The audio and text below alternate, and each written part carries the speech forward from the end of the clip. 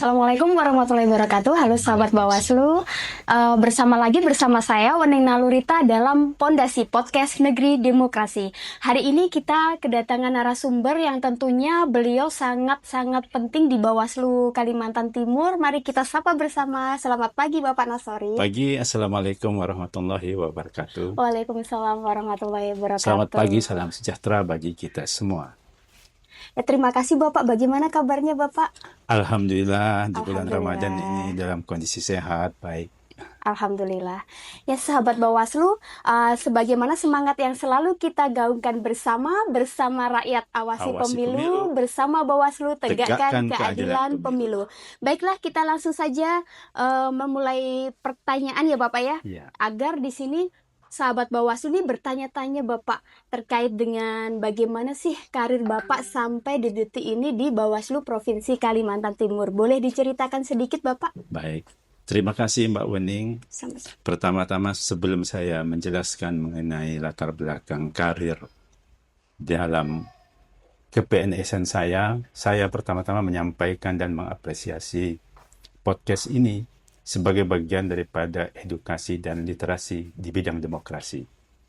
Semoga podcast ini tetap berjalan dengan baik dan lancar. Saya sebagai pegawai negeri sipil pertama-tama memang diangkat dan menjadi PNS bagian daripada pemerintah daerah, yaitu pemerintah Provinsi Kalimantan Barat. Kurang lebih selama 14 tahun, 15 tahun saya berkarir di pemerintah Provinsi Kalimantan Barat. Kemudian pada tahun 2016 saya mendapat tugas untuk dipekerjakan pada Lembaga Pengawas Pemilu, Badan Pengawas Pemilu. Saat itu belum terbersit di saya seperti apa itu Bawaslu. Tetapi karena ini adalah tugas dari kepala daerah yang menugaskan PNS-nya untuk mendukung kepemiluan di daerah, maka itu saya laksanakan dengan baik, dan sejak 2016 saya bertugas di Badan Pengawas Pemilihan Umum, khususnya di Provinsi Kalimantan Barat. Pada 2016 itu, dalam konteks memang karir saya sedikit meningkat. Tadinya saya di struktur pemerintah daerah sebagai kepala subbagian, struktural eselon 4, kemudian di Bawaslu promosi menjadi struktural eselon 3 sebagai kepala sekretariat. Nah, saat saya memasuki Bawaslu, tidak terpikir kepada saya bahwa suatu saat saya akan bertugas pada lembaga dan instansi vertikal. Tapi karena kondisi dan pengembangan karir, maka itu kita lalui dan kita jalankan. Sebagai bentuk konsekuensi keikutsertaan saya dalam open bidding jabatan pimpinan tinggi pertama di Bawaslu pada akhir tahun 2019, dan dengan hasil open bidding itu saya diangkat sebagai Kepala Sekretariat Bawaslu Provinsi Kalimantan Barat, maka sejak 2020 saya menjadi PNS organik Bawaslu dan menjadi bagian daripada instansi vertikal. Selama saya berkarir sebagai PNS, bayangan saya adalah saya akan selalu berada di Provinsi Kalimantan Barat. Tetapi sebagai konsekuensi logis pegawai instansi vertikal, maka pada tahun 2025 saya mutasi dan mendapatkan penugasan baru di Provinsi Kalimantan Timur. Ya, artinya ya inilah memang ketentuan dari karir, kemudian nasib seseorang kita tidak bisa menduga. Nah, kalau dulu saya cukup dibesarkan karirnya di Provinsi Kalimantan Barat Bumi Khatulistiwa, maka sejak Mei 2025 saya mulai meniti karir dan bertugas di Provinsi Kalimantan Timur dengan sebutan Benua Etam. Kira-kira begitu, Mbak. Kalau terkait dengan CPNS memang di pemerintah provinsi, kemudian peningkatan karir selanjutnya di Provinsi Kalimantan Barat. Jadi 2 provinsi selama saya berkarir di PNS telah saya jalani dalam penugasan ini, yaitu Provinsi Kalimantan Barat dan Provinsi Kalimantan Timur. 2 provinsi ya Pak ya? Yeah. Menarik sekali Bapak, perjalanannya sangat panjang ya Pak. Nah Bapak, Kalau kita mundur sedikit nih ke awal perjalanan Bapak mulai ditempatkan di Bawaslu Provinsi Kalimantan Timur. Bagaimana sih Pak cerita pertama kali Bapak istilahnya kesannya gitu Pak masuk? Kan sebelumnya di Kalimantan Barat nih Pak. Nah, kalau memasuki di Bawaslu Kalimantan Timur itu seperti apa Bapak pertama kalinya? Provinsi Kalimantan Timur ini adalah provinsi yang memang secara informasi yang kita dapat adalah provinsi dengan sumber daya alam yang cukup melimpah. Ditambah lagi bahwa pada tahun 2020-2021, di mana ibu kota Nusantara berada pada wilayah Provinsi Kalimantan Timur, maka pada saat pelantikan itu, begitu saya ditempatkan di Provinsi Kalimantan Timur, bayangan saya adalah tentang IKN, tentang sumber daya alam yang melimpah, tentang Sungai Mahakam, dan tentang adat budaya di Kalimantan pada umumnya. Kira-kira begitu. Kalimantan Timur ya. Tentunya Namun, ya. Mungkin Mbak Wening perlu saya jelaskan berbagai karakteristik antar provinsi, baik Barat maupun Timur ini memiliki karakteristik yang hampir sama, baik adat budaya sebagai bagian daripada kekayaan alam Indonesia. Betul. Nah, Bapak, tentunya perjalanan tersebut juga tidak lepas dari berbagai dinamika ya, Pak ya. Mulai dari barat ke timur, ibaratnya seperti itu ya, Pak ya.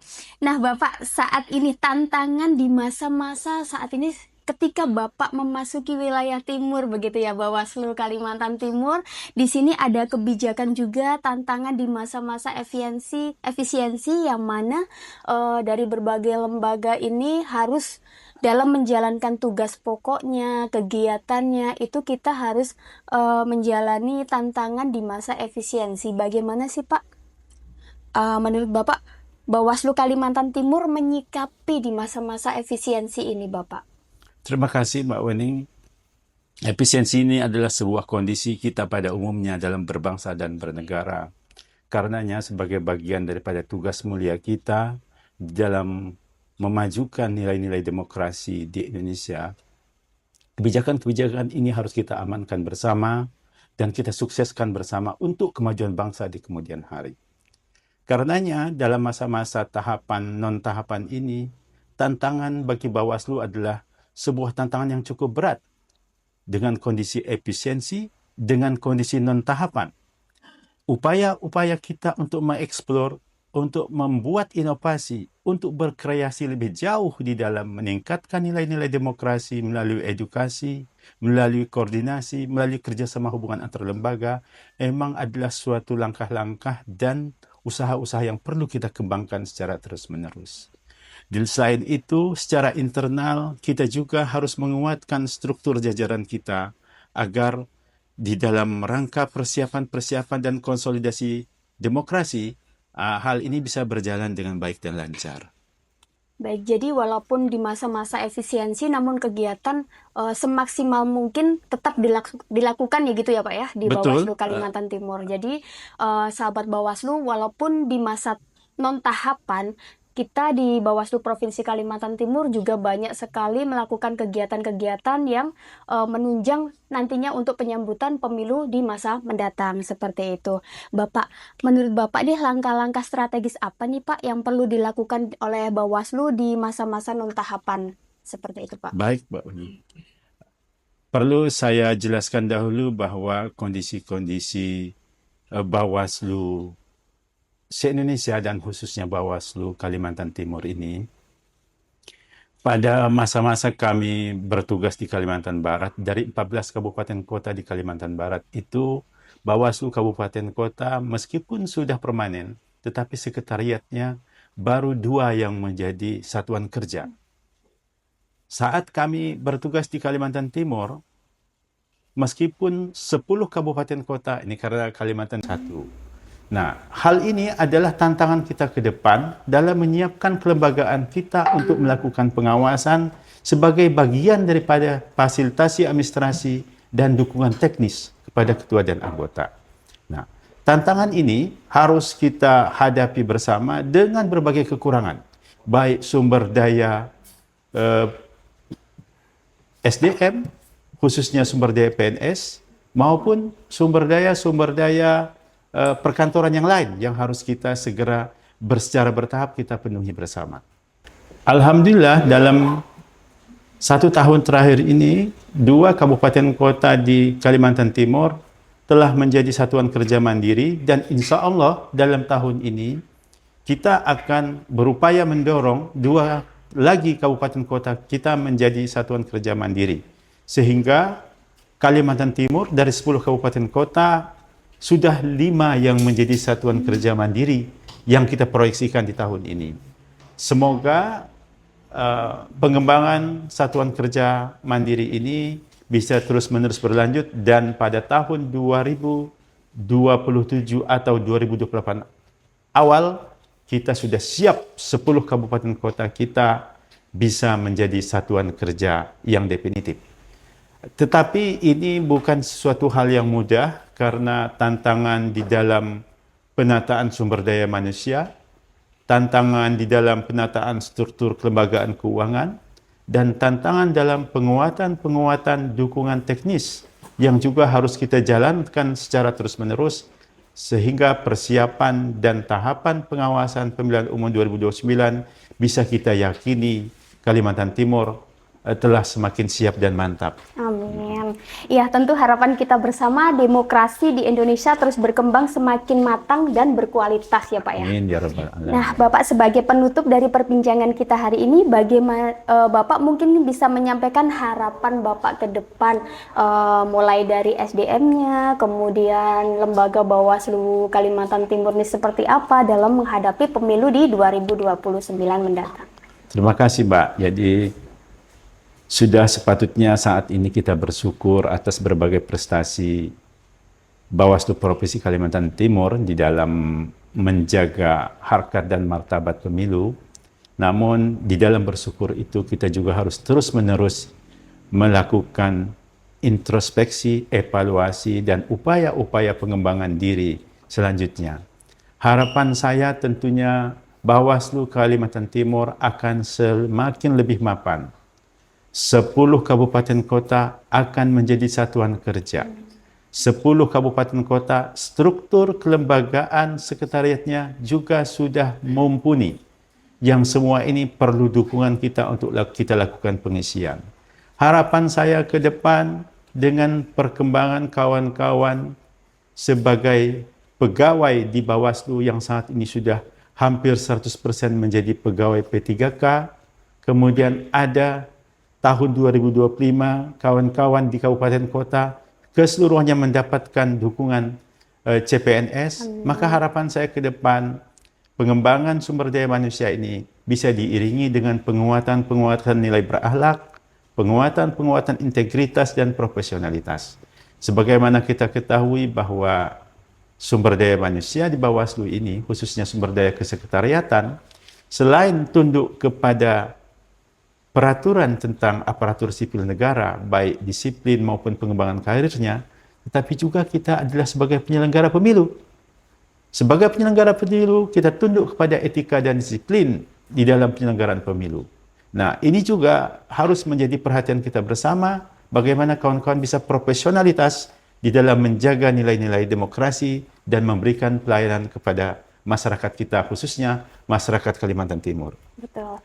Tentunya dengan menambah peningkatan kapasitas di SDM Bawaslu di Kalimantan Timur seperti itu ya Bapak. Betul sekali Mbak. Baik, terima kasih Bapak atas waktunya, pemikiran dan pengalaman yang sudah dibagikan kepada sahabat Bawaslu seperti itu. Baik. Bapak. Terima kasih sahabat Bawaslu, salam demokrasi, salam awas. Salam awas. Semoga perbincangan ini dapat memberikan wawasan bagi kita semuanya. Terutama bagi sahabat Bawaslu ya Bapak ya. Amin ya Rabbal Terima kasih atas pengalaman Bapak yang sangat panjang. Sehingga kita dari sahabat Bawaslu juga bisa memetik pengalaman-pengalaman yang sudah Bapak sampaikan seperti itu. Nah, saya Wening Nalurita pamit undur diri bersama Bapak Nasori.